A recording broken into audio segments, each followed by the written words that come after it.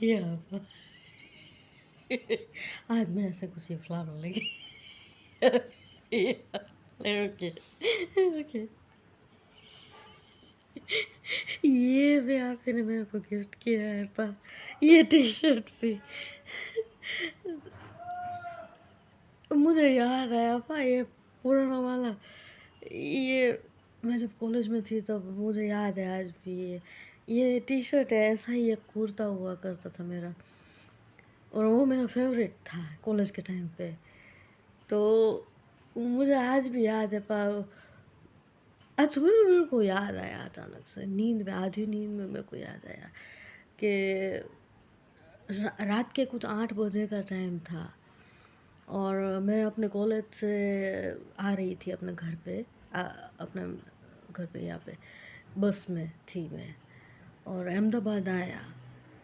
तो अहमदाबाद में अलग अलग स्टॉप पे बस रुक रुक के आगे जा रही थी अलग अलग स्टॉप पे पैसेंजर्स चढ़ रहे थे पैसेंजर कोई उतर रहे थे इस तरह से। तो एकदम से उसमें मेरे को आवाज़ आई कि चलो बेटा आ जाओ ऐसा करके। तो मैं एकदम से बस में खड़ी हो गई और कुछ देखा नहीं बारी के बाहर कुछ कुछ देखना मतलब भीड़ ही इतनी थी कि कहीं पर देखने की ऐसे ऐसे देखने की जगह ही नहीं थी। मैंने सिर्फ आवाज़ सुनी और खड़ी हो के मैं चल दी आगे और दरवाजे से उतर भी गई बैग लेके कुछ देखा नहीं। और जब उतरी तो मैंने देखा कि पापा सामने खड़े हैं। मैंने आपकी आवाज़ सुनी थी पा तो वो बस ये आवाज़ सुन के आपने बोला कि चलो बेटा इतनी भीड़ में मेरे को पता लग गया कि पापा आए हैं। तो ये बस के सारे पैसेंजर्स में मेरे सामने है ना ऐसे आंखें फाड़ फाड़ के देख रहे थे कि ये लड़की अचानक से ऐसे बैठी थी ये स्टॉप पे अलग अलग स्टॉप पे रुक रुक के बस जा रही है। तो सब लोग बैठे हैं यहाँ पर एक स्टॉप पे बस रुकी तो अचानक से ये लड़की आराम से इसने तो गांधीनगर तक की टिकट कट मतलब कटवाई है आराम से बैठी थी अभी तक। अचानक से ये लड़की एकदम से खड़ी हुई और खड़ी होके ये कुछ भी बोले बगैर ऐसे रास्ता करते हुए बस में से नीचे उतर जाती है किसी को बोले बगैर। कंडक्टर खुद चौंक गया था क्योंकि ये वीकेंड में हर वीकेंड में मेरा अप डाउन रहता था ना कि सैटरडे संडे का हर वीकेंड का मेरा अप डाउन रेगुलर रहता था तो वही बस होती थी। तो वो बस वाले कंडक्टर्स ड्राइवर्स वो भी पहचान गए थे फिर कि ये लड़की जो है वो रेगुलर क्यों उसका वीकेंड का होता है वीकेंड में ये आती है अपने घर पे और मंडे को या ट्यूसडे को जिस तरह से वो कॉलेज जाती है तो हर वीकेंड में ये इसी बस में जाती है यही सीट पर बैठती है ये लड़की। और ये तुम पहचान गए थे ये सारे कंडक्टर्स वगैरह। तो कंडक्टर भी चौंक गया था एकदम से कि ये तो इसका गांधीनगर का ये है और ये यहाँ पर अहमदाबाद में ये एक स्टॉप पे बस रुकी तो ये एकदम से खड़ी होके उतर जाती है कुछ बोले बगैर ऐसा। तो फिर मैंने देखा था पा कि आप गाड़ी लेके खड़े थे कार लेके अपनी तो मैं कार में बैठ गई थी और कार में अपने आप मुझे घर लेके आए थे गांधीनगर।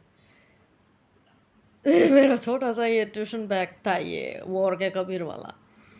मैंने ये बोला था कि ये कबीर वाला वो मैंने ट्राई की थी पापा कि ये लोग ये इस तरह से एक्सप्रेशंस देने की कुछ कोशिशें ट्राई करते हैं पता नहीं मेरे को ऐसे ही मैंने देखा मैंने कॉन्शियसली ट्राई भी नहीं की थी पापा मैं ऐसे ही है ना देख रही थी। और ये मेरे को बोलना था ये यादें के तौर पे ये पुरानी वाली अपनी यादें मेरे को याद आई तो मैंने बोला मैं पापा को बोलूँगी आज सुबह में अचानक से ये याद आया मेरे को और दूसरा ये क्या रुके एक सेकंड मेरा रुके। हाँ और ये भी मैंने देखा पर 2 दिन से मेरा बोलना रह जाता था कि गुड नाइट कर रात को करते टाइम आप मेरे को ऐसे खींच लेते एकदम से। और तो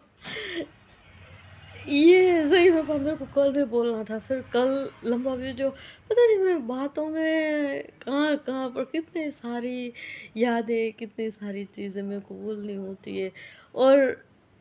एक लाइन पे नहीं जाता मेरा, आपके साथ बात करते टाइम। इमोशनैलिटी इतनी ज़्यादा होती है ना कि चीज़ें जो है वो एकदम सब्जेक्ट का related point two point, point two point, point two point बोलने के बजाय इस तरह का मेरा हो जाता है। तो कल भी मेरे को बोलना था कि पा यस्टरडे आपने जो मैं आपको गुड नाइट करने आई तो आपने ऐसे पकड़ के मेरे को खींच लिया था एकदम से। कल भी आपने इस तरह मेरे को करके बस ये मेरे को बोलना था कि मैं बोलूँगी पा को ऐसा ये और दूसरा ये सब रुकिए, आप ये कोई भी इंसान सुनेगा तो ये बोलेगा कि ये लड़की क्या याद कर कर के बोलती है, पर इसको ये किसी को नहीं पता कि मेरा ये है कि इमोशनल जब हो जाती हूँ ना तो चीज़ें इमोशनलिटी के फ्लो में चली जाती है और याददाश्त खत्म हो जाती है। ये आवाज़ का मुझे याद है आपा कि मेरे को कभी ये बस पापा का आवाज़ काफ़ी था मेरे लिए, हमेशा से काफ़ी रहा है और इस वजह से मेरे खुद के मुझे पता नहीं पर मेरा आवाज़ वो आपने रियलाइज़ एक बार मुझे करवाया था कि तेरा आवाज़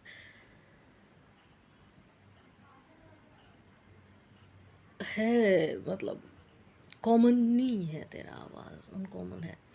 तो वो आपने रियलाइज़ करवाया था पा। बाकी